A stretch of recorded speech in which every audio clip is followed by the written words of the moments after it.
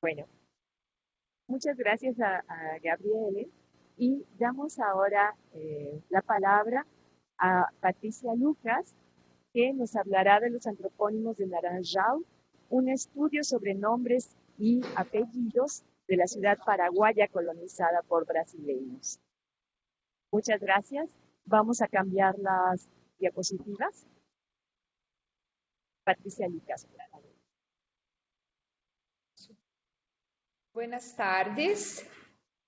Eu vou tentar falar espanhol, pero mi espanhol não é muito bueno, pero eu vou tentar falar. Vou tentar falar de modo mais lento para que vocês consigam me entender. De acordo? Podem começar então.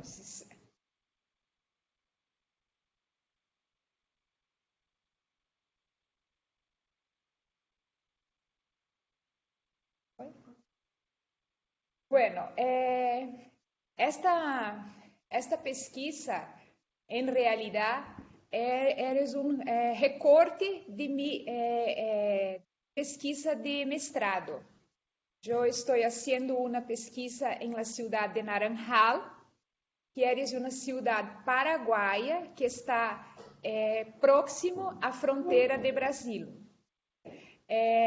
Mi estudo especificamente, mi pesquisa de mestrado trata de topônimos, pero eu hice um recorte desta pesquisa que eu vou apresentar acá. Então, o título da pesquisa é Antropônimos em Naranjal, uma investigação antroponímica sobre a cidade paraguaia colonizada por brasileiros. Então, eu vou falar um pouco sobre os apelidos de los moradores de esta cidade paraguaia que ha sido colonizada por brasileiros. Adelante.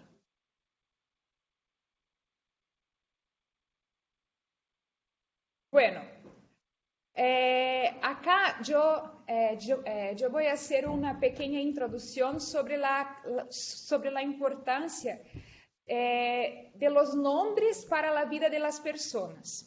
Desde que somos pequenos, nós convivimos com os nomes. Em um primeiro momento, somos nomeados e depois, com o passar do tempo, nós também nomeamos as coisas e as pessoas. Então, o ato de nomear, ele está presente todos os dias, em todas as circunstâncias da nossa vida. Então, desde que a gente nasce, em algum momento a gente já está convivendo com os nomes. Em específico, regiões fronteiriças, como essa da cidade de Naranjal, elas são locais férteis de diversidade linguística. Por quê? Justamente porque nessas regiões fronteiriças nós temos um convívio entre as línguas mais intenso. Então, por esse motivo, se faz importante estudar os nomes das pessoas que habitam essas regiões fronteiriças. Adelante.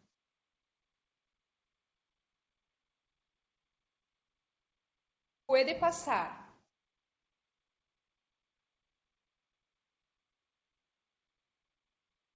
Bueno, o objetivo, então, da pesquisa. Em um primeiro momento, essa pesquisa que eu estou trazendo hoje, ela tem por objetivo analisar os antropônimos, os sobrenomes, ou no caso, apelidos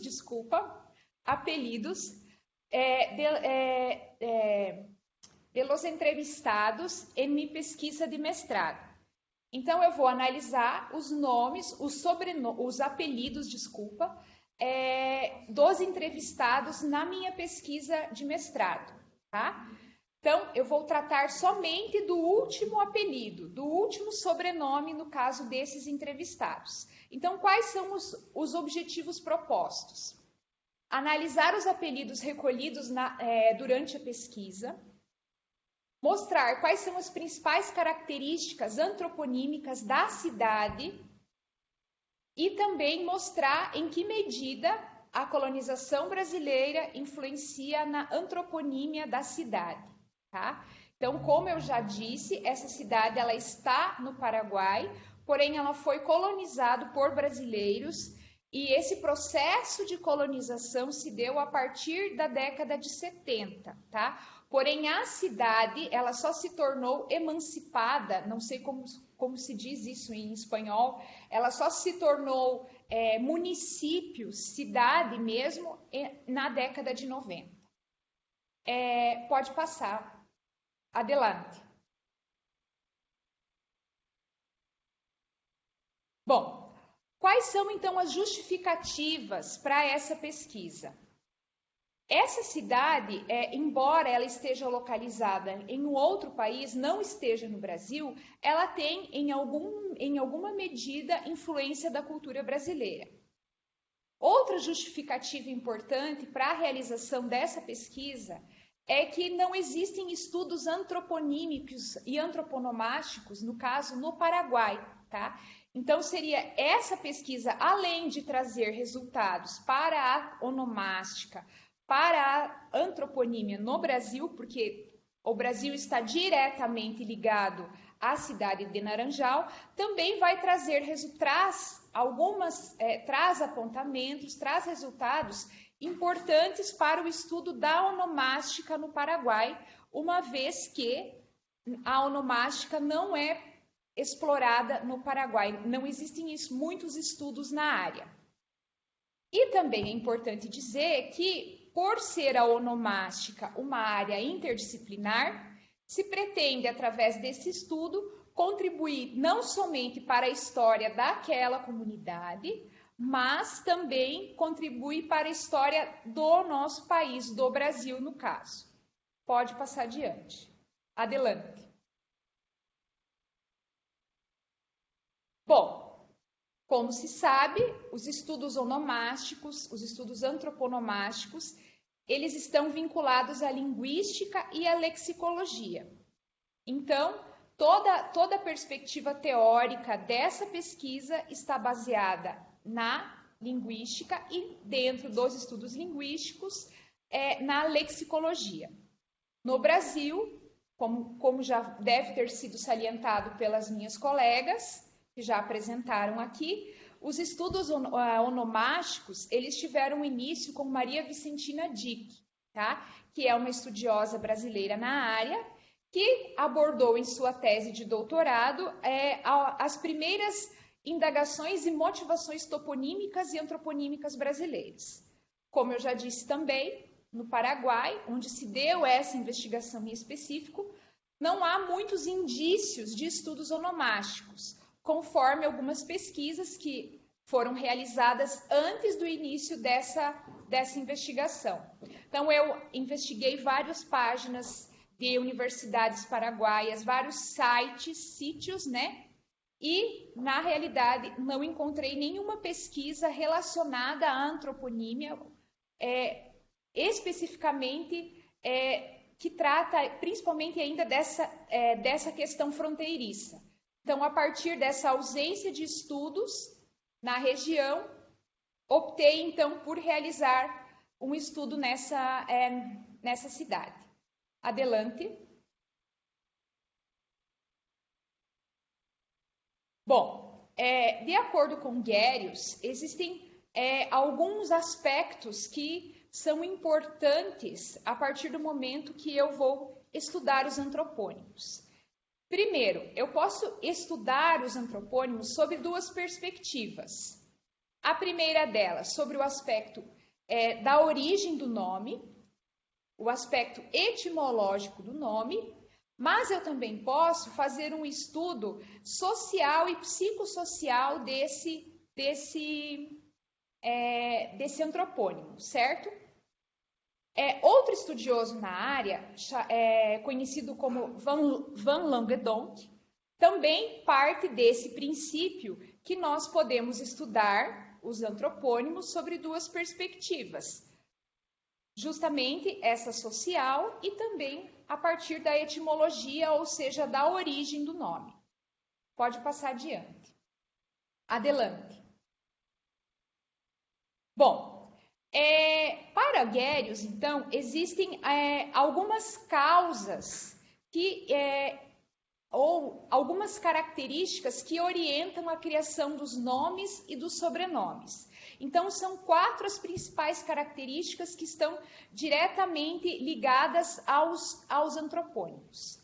A primeira delas seriam as influências históricas, políticas e religiosas, ou seja, a cultura, a história do local, a política da religião, a política da região, as influências religiosas, elas estão diretamente ligadas às escolhas dos nomes e dos sobrenomes das pessoas que habitam essa região. Adelante.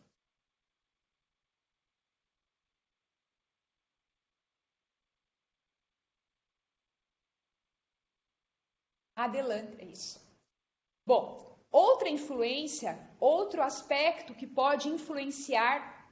Acho que ela voltou. Pode voltar. Isso, graças. Outra circunstância que influencia, então, a escolha de um nome pode ser o lugar e o tempo de nascimento. Como a colega que apresentou anteriormente disse, os nomes eles se modificam ao longo dos anos, né? Então, em uma determinada década, pode ser mais comum determinado nome e sobrenome, mais em relação aos nomes do que aos sobrenomes, né? Mas as circunstâncias de lugar e tempo, elas influenciam as escolhas dos nomes. Também existem os nomes e os sobrenomes, apelidos,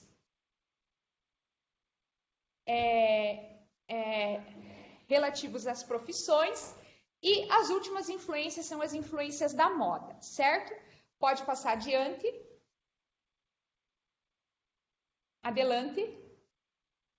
Bom, então eu vou falar especificamente agora sobre a pesquisa, sobre a minha investigação. Então, a princípio, eu fui até a cidade de Naranjal e eu cataloguei os estabelecimentos comerciais da cidade de Naranjal. Então, eu cataloguei 21 estabelecimentos comerciais nessa cidade e a partir desses estabelecimentos comerciais, eu fui em busca dos proprietários desses estabelecimentos e dos clientes desses estabelecimentos. Então, eu entrevistei 20 proprietários de estabelecimentos comerciais, porque um deles era dono de 2 estabelecimentos, e também realizei entrevista com 2 clientes de cada estabelecimento. Como eu disse anteriormente, essa pesquisa é uma pesquisa, a pesquisa do mestrado mesmo, é uma pesquisa toponímica, toponomástica, e o que eu vou apresentar adiante são dados sobre os apelidos, os sobrenomes dos entrevistados, das pessoas que foram entrevistadas na minha pesquisa. Pode passar adiante. Adelante. Bom, então, como eu já disse, foram entrevistados 20 proprietários e 42 clientes dos estabelecimentos comerciais. Então, eu retirei os sobrenomes os apelidos desses entrevistados, e o que eu vou apresentar adiante, então, é uma análise etimológica sobre a origem dos apelidos, dos sobrenomes, no caso desses entrevistados. Pode passar adiante. Adelante. Pode passar também. Adelante. Isso. É importante dizer, então, que a minha principal pergunta nessa pesquisa é em qual idioma, qual a origem desses sobrenomes, desses apelidos. Se a colonização brasileira, de alguma maneira, influenciou na escolha desses nomes, certo? Pode passar adiante. Adelante. Bom, a base da minha investigação, a base da minha pesquisa, eu me baseei em duas fontes principais. Em Guérius, que é um estudioso brasileiro da área da antroponímia, que tem o dicionário de nomes e apelidos, e o site Herald Institute, que é um site conhecido no qual a gente pode buscar informações sobre a origem de famílias, das famílias. Então, a análise que eu vou mostrar adiante vai mostrar qual a origem dos sobrenomes dos entrevistados na minha pesquisa. Pode passar. Adelante. Bom, então, durante a minha investigação, eu encontrei todos esses sobrenomes, todos esses apelidos. Scherer, Lunardi, Richer, Silpak, Bumpy, Jakobski, Ramírez, Santa Cruz, Blar, Cruz, Duarte, Pereira, Jensen, Dallazen, Massman, Fulbeck, Cardoso, Tavares, Araújo, Caricino, Martinez, Glutz, Souza, Miller, Bispo, Targansky, Meurer, Sen, Ludwig, Gamarra, Rodrigues, Kopp, Garbin, Redim, Ludwig, Bortolini, Santos, Manente, Oliveira, Ludeck, Forlin, Bianchi, Almeida, Hoff, Bertuol e Werner. E um apontamento importante é que os apelidos Duarte, Ramírez e da Cruz, eles apareceram em mais do que em um registro de entrevistas. Então, mais pessoas tinham o sobrenome Duarte, Ramírez e da Cruz. Adelante. Bom, então aqui eu tenho a análise etimológica. De todos esses apelidos recolhidos na minha pesquisa, o que se observou? Que existem um grande número de sobrenomes, no caso apelidos, de origem germânica. Então, se vocês observarem nessa tabela, Richter, Blar, Massman, Glutz, Miller, Scherer, Meurer, Kopp, Ludwig, Sen, Ludeck, Hoff, Albrecht e Werner, que foram os apelidos encontrados, que foram os apelidos dos entrevistados, todos esses apelidos eles têm origem germânica. Em um segundo lugar, aparecem os de origem luso-brasileira, Bispo, Cardoso, Tavares, Araújo, Souza, Rodrigues, Santos, Oliveira, Duarte, Almeida e Bertuol. Em terceiro lugar, aparecem os de origem italiana, Lunardi, Bumpy, Dallazen, Caricino, Targansky, Garbin, Bortolini, Manente, Forlin e Bianchi. Em quarto lugar, os de origem paraguaia, como Ramírez, Santa Cruz, Cruz, Martinez e Gamarra. E com uma ocorrência cada, um de origem polonesa, polaco, né, Silpak, um de origem inglesa, Jakobski, e um de origem dinamarquesa, danês, Jensen. Pode passar adiante. Adelante. Aqui eu trouxe esses mesmos dados expostos na tabela em gráfico e mostra o predomínio dos apelidos de origem germânica, os de origem alemã. Pode passar adiante. Adelante. E o que os resultados nos mostram, né? Que a análise dos apelidos dos entrevistados na cidade de Naranjal mostra que os sobrenomes, os apelidos de origem germânica aparecem em maior número. Por quê? Porque os brasileiros que foram colonizar a região do Paraguai, a região da cidade de Naranjal, são brasileiros que têm origem germânica. Porque em algum momento, descendentes de alemães, no caso, ou alemães mesmo, que vieram da Alemanha, vieram ao Brasil, formaram suas famílias no Brasil e depois foram ao Paraguai. Então, segundo um dos resultados obtidos é isso, que a colonização brasileira na cidade de Naranjal influencia de algum modo nos antropônimos da cidade. Pode passar adiante. Adelante. Bom, então, as considerações finais.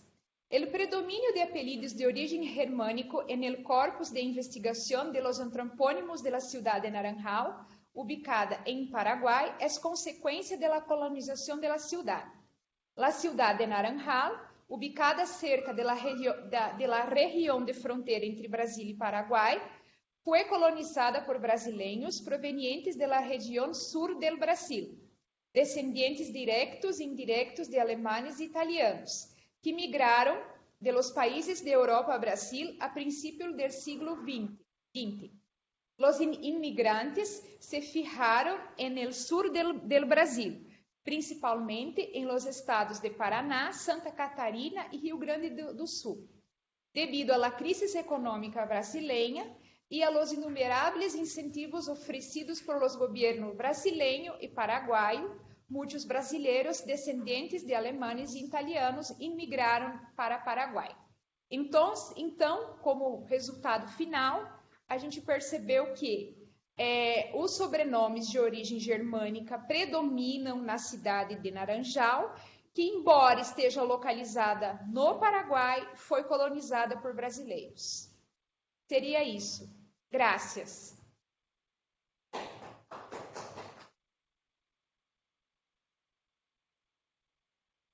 Muchas gracias, Patricia Lucas. Solo una aclaración para nuestros asistentes aquí en México. En portugués, sobrenome es apellido, entonces por eso es que me llama todo el tiempo.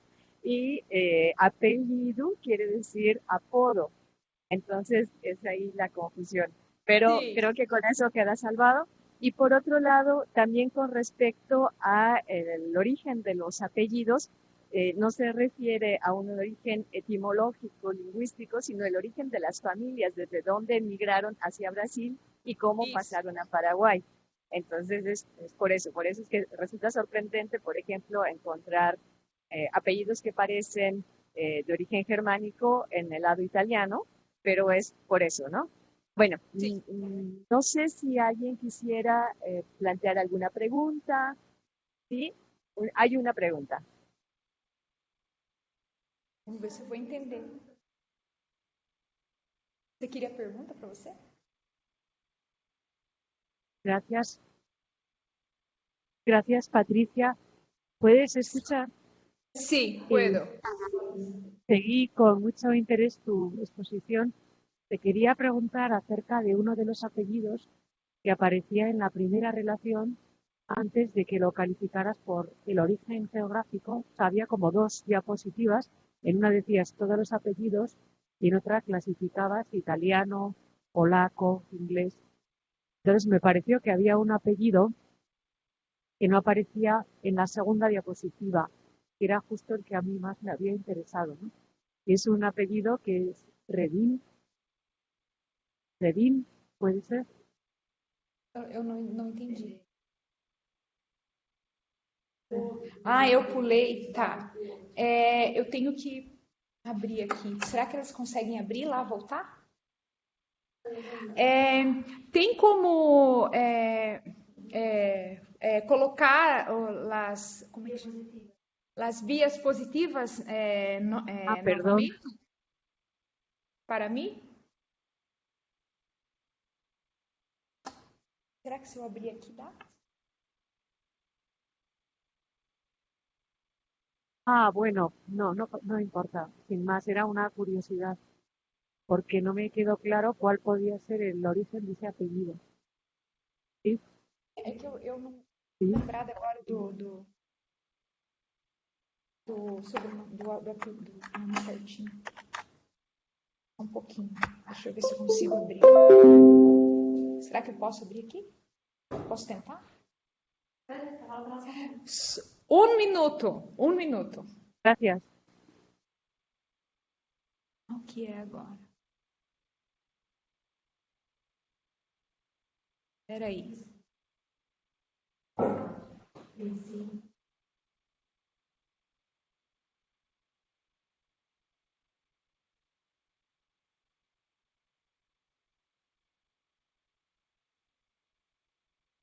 El anterior, sí.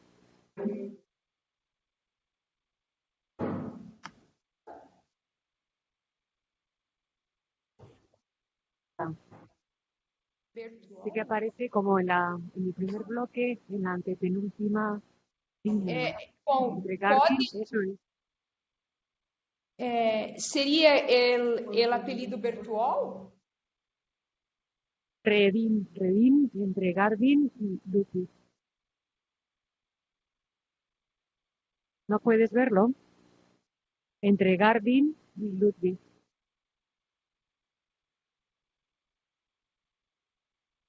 Olha, desculpa, mas eu não estou encontrando aqui. Es la penúltima línea, es Redín, lo está señalando ahora con el, ajá, no sé si alcanzas a ver, la Por resaltaron. Redín está entre Garvin y Ludwig. aqui, peraí.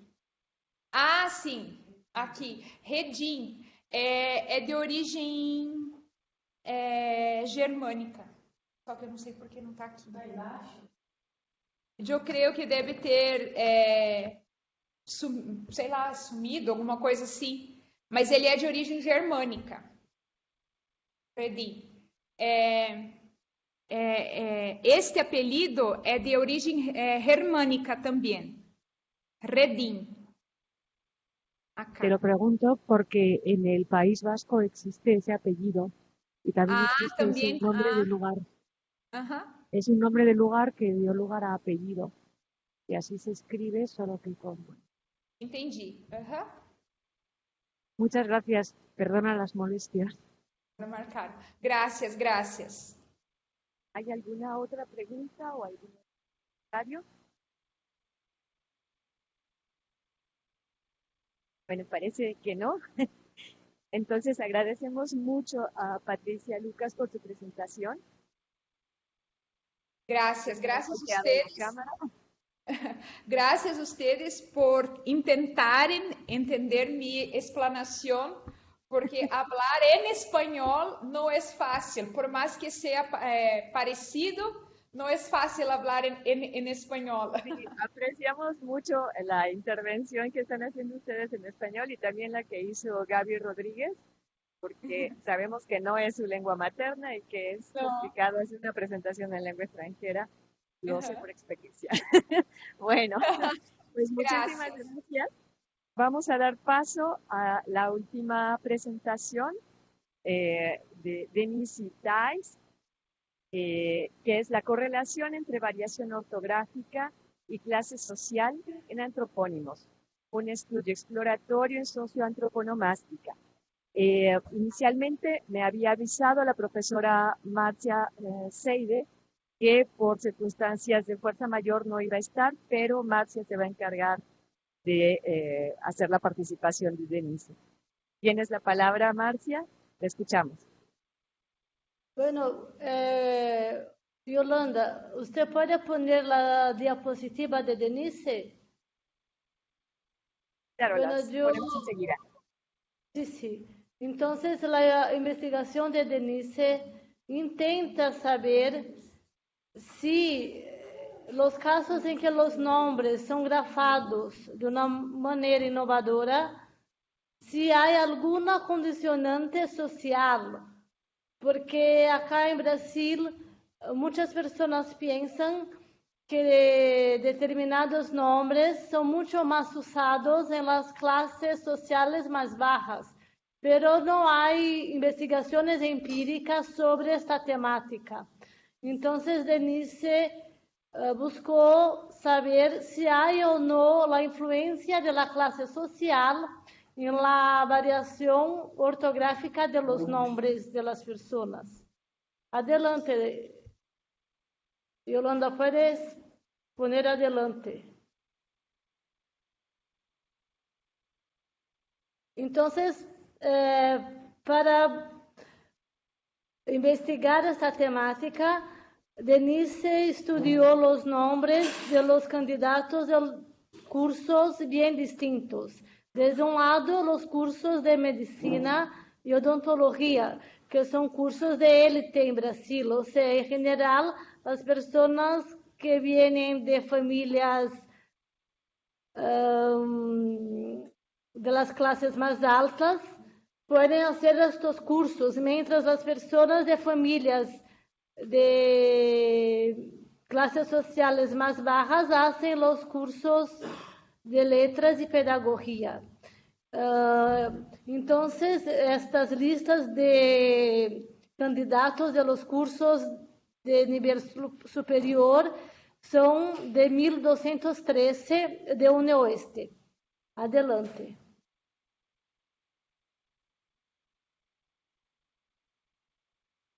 Entonces, la hipótesis inicial es que los estudiantes de medicina y odontología tenían mejores condiciones financieras en comparación con los candidatos que buscan los cursos de letras y pedagogía.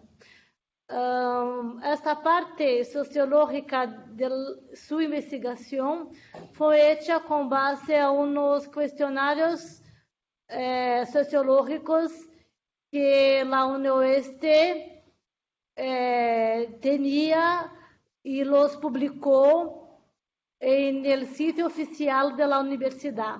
Adelante.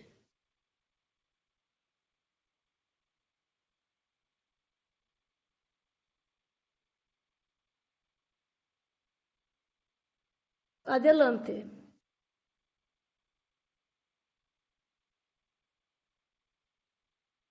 Bueno, aquí Denise cita a una investigación de Bortoni Ricardo, que es una investigadora brasileña de la sociolingüística, en que dice sobre la importancia de la escolaridad de un individuo para su estatuto socioeconómico. Adelante.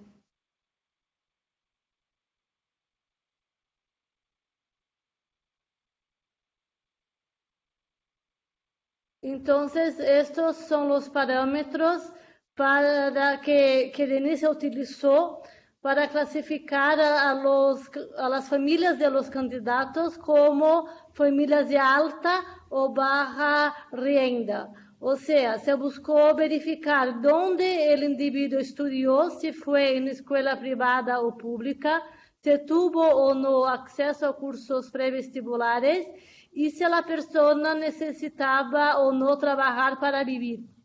Adelante.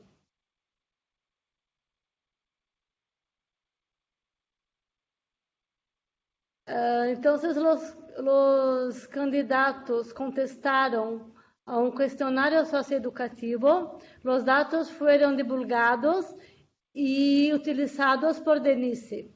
Adelante.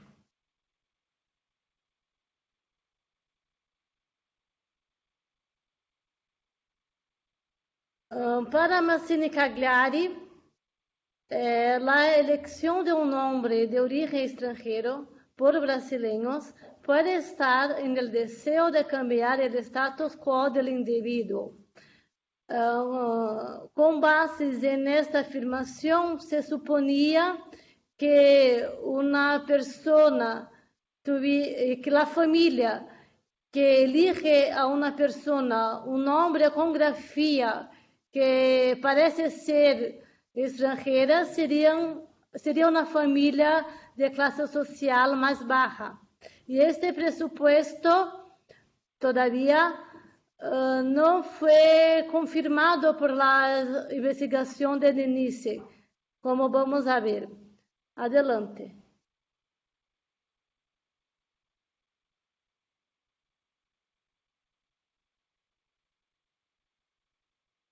Aquí también Massini Cagliari aclara que las personas de clases más bajas intentan atribuir a sus hijos un prestigio mayor, suponiendo que tener un nombre extranjero sería atribuirle al hijo un estatuto superior.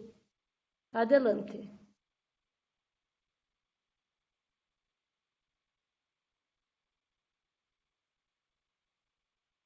Entonces, se buscó verificar si hay el predominio de variación ortográfica antroponímica en detrimento de la ausencia de variación ortográfica em algunos de los grupos clasificados como elitizados y no elitizados. O sea, Denise esperaba que en los nombres de los candidatos de los cursos de medicina y odontología no habría variación ortográfica, mientras que en los nombres de los candidatos de los cursos de letras y pedagogía sí habría mayor variación ortográfica.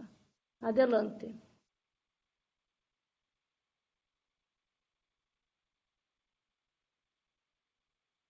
Se puede poner adelante, yo quiero ir hasta los datos ahora.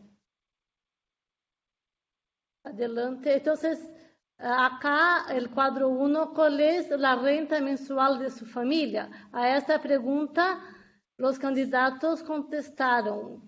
Como ya era esperado, la mayoría de las familias de los candidatos de medicina y odontología ganan por encima de 5 salarios, mientras que las familias de las personas que buscaban los cursos de pedagogía y letras, la mayoría ganaba hasta 4 salarios. O sea, que los cuestionarios señalan la clase social de las familias de los candidatos. Adelante.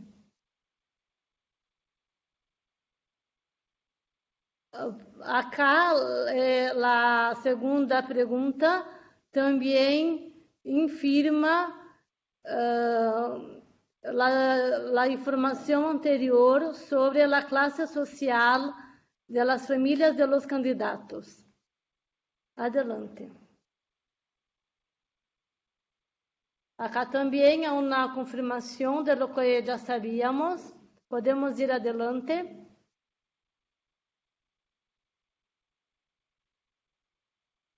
También son datos comprobatorios de la clase social de los candidatos. Podemos ir adelante. Ahora sí, aquí Denise está explicándonos cómo los datos fueron analizados.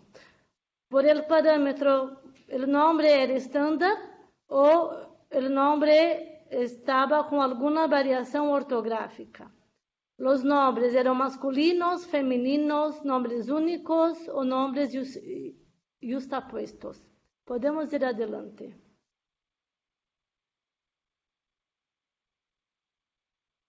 Y también se analizó el tipo de variación que hubo en la ortografía de los nombres. Entonces tenemos la primera categoría en que la forma variante solamente porque no había la tilde. Entonces, en portugués, el nombre Angélica, la E lleva tilde, oficialmente. Por otra parte, hay la grafía creativa, y que hay las letras dobladas, como la Y, la H, nombres como Mayara, Samantha, Caroline, Ana, Jennifer, Felipe. O sea, son variaciones ortográficas que también fueron estudiadas por Tayana Grespão. Adelante.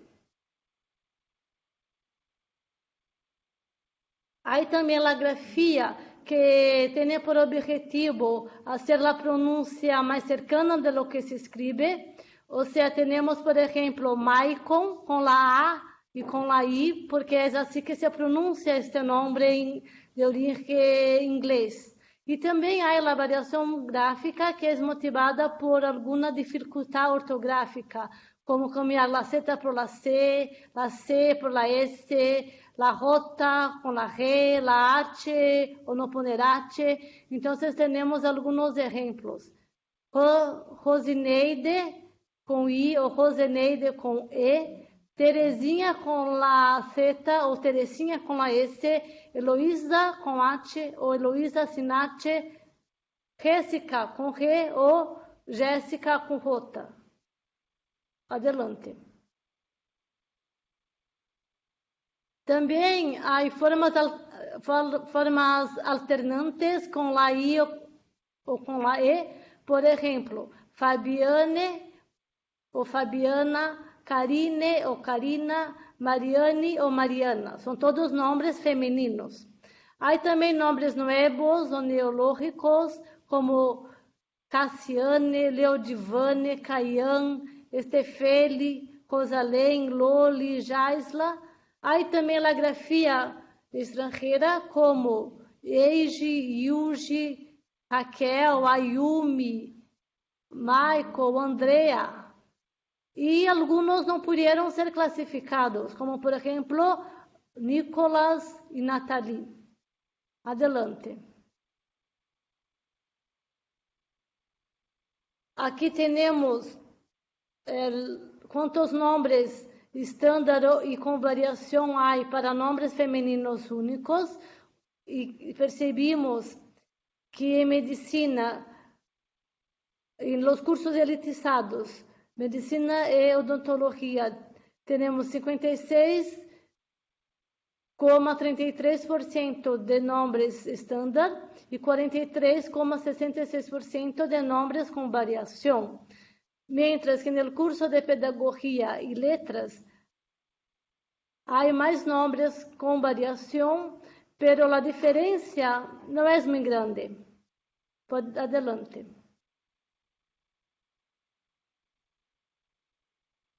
Se classificou também o tipo de variação para os nomes femininos únicos. Podemos ir adelante. Para os nomes femininos justapostos, há tanto no curso de medicina e odontologia, como no curso de pedagogia e letras, quase a mesma porcentagem de nomes estándar e quase o mesmo de nomes com variação. Ou seja, este dado é importante porque señala que a classe social para os nomes femininos justapostos não apresenta influência, ou seja, não influem na maneira como o nome é grafado. Adelante. Acá há a classificação das variações de los nomes femininos justapostos. Podemos seguir.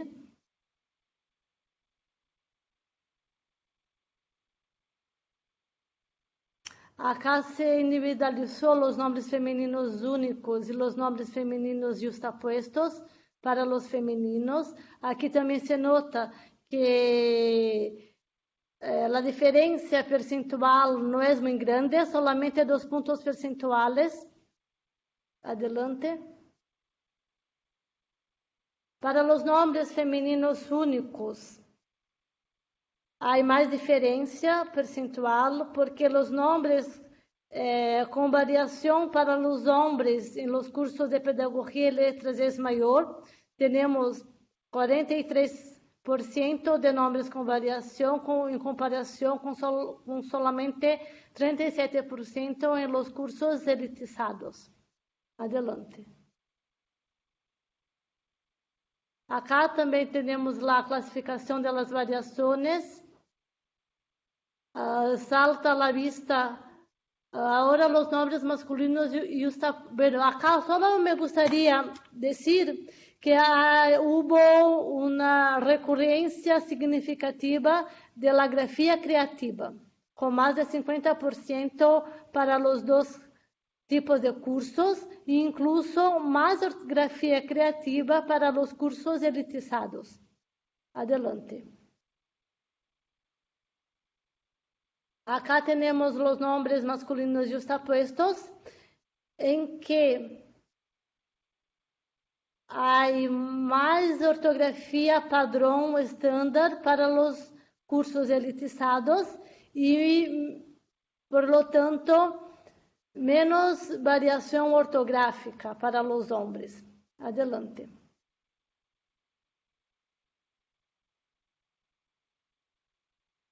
Acá também há a classificação das variações de los nomes masculinos justapuestos, em que há em los cursos elitizados mais grafia criativa. Adelante.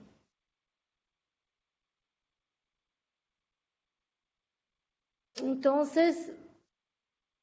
teniendo en cuenta todos los nombres, se percibe por el cuadro 14 que de modo total hay un poco más de nombres estándar en los cursos elitizados, que son los cursos de medicina y odontología. Adelante. Ahora, teniendo en cuenta los nombres femeninos y los masculinos, se percibe que hay un poco más de ortografía estándar en los cursos elitizados, pero esta diferencia no es tan grande como la gente piensa. Adelante. Entonces, la conclusión es: el análisis realizado sobre los datos de la síntesis del cuestionario socioeducacional permitió constatar que los candidatos de los cursos de medicina y odontología no pertenecientes a un estrato social más elevado en relación a los candidatos de los cursos de pedagogía y letras. Adelante.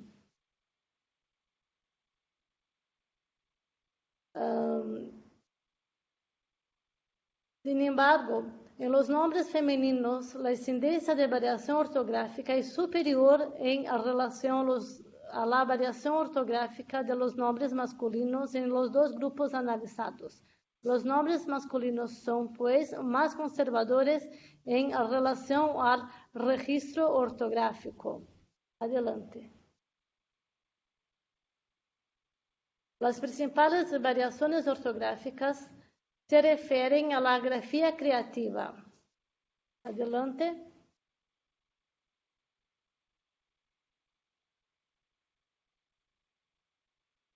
O sea, que el presupuesto de que la variación ortográfica estuviera relacionada a la clase social no fue confirmada por la investigación de Denise.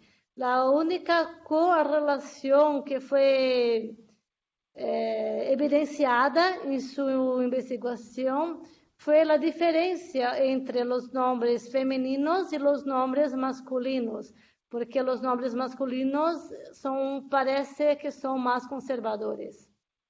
Adelante. Estas son las referencias bibliográficas. Espero que haya logrado presentar una investigación que no era la mía. Muchas gracias. Muchas gracias, Marcia. Sabemos que esta investigación no es tuya, pero la presentaste muy bien. No sé si la asamblea quisiera hacer alguna pregunta. Sí, si hay una pregunta, un comentario más bien.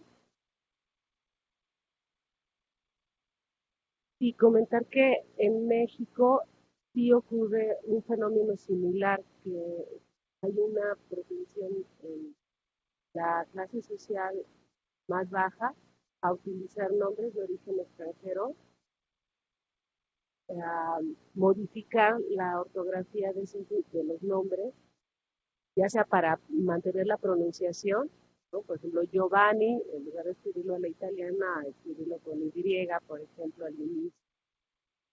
Hay esa propensión, y las clases sociales más altas a usar nombres más tradicionales, más ligados al origen. Los bisabuelos se mantienen sin variar la ortografía.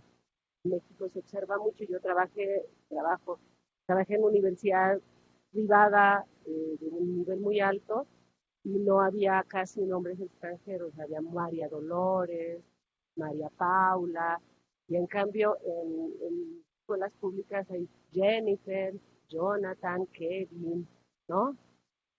Más o menos el fenómeno sí se parece en México.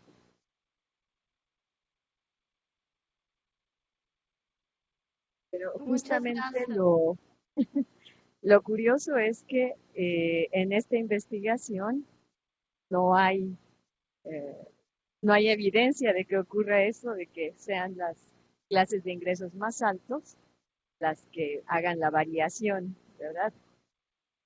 Bueno, no sé si hay algún otro comentario o pregunta que quisieran hacer.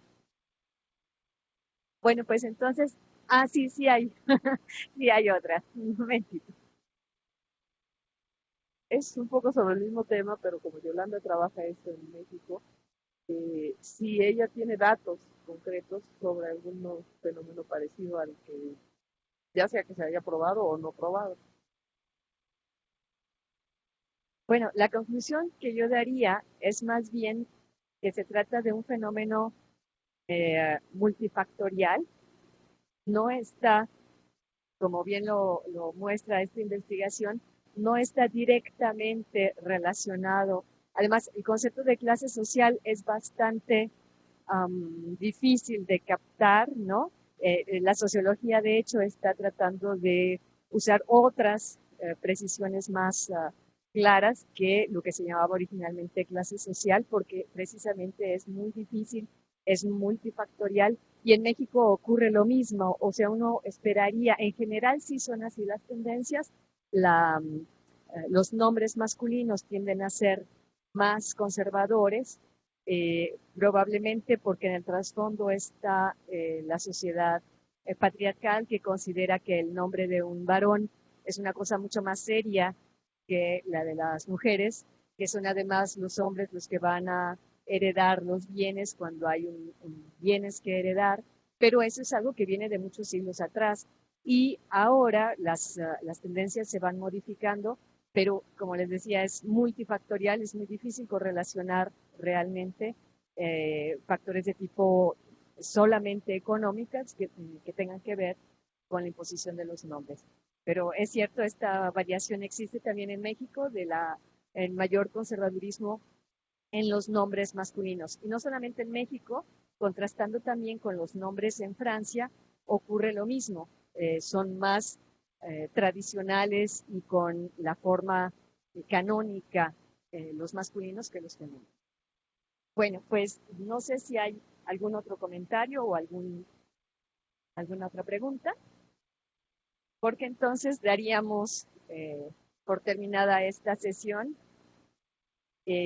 Haríamos una pausa para el café y queremos agradecer mucho la participación tanto de las colegas en Brasil como de nuestra colega alemana en Leipzig. Todavía nos queda una mesa más a partir de la 1 de la tarde. Vamos a suspender por media hora para que la gente descanse.